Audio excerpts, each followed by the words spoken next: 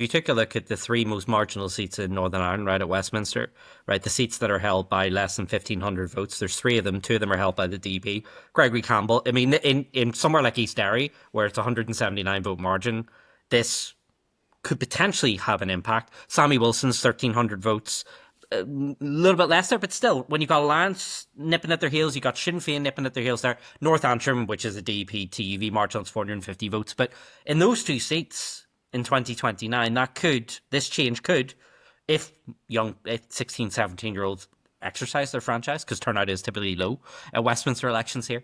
Um, do you think that maybe explains a little bit of their hostility?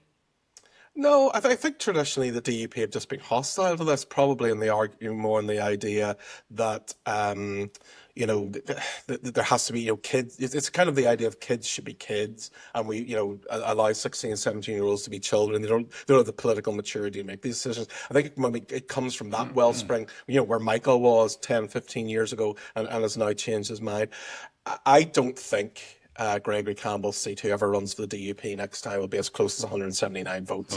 I think that, that'll swing back. That was Sinn Féin's moment to take it for the next couple of elections. I don't think it'll be as close next time. I think unionists, generally it's a wake up call, and think things will swing back. I don't think I don't think any DUP seat is put under pressure because of this change. I think it's much more of a traditional view on 16 and 17-year-old voting rather than some kind of Yeah. political interest.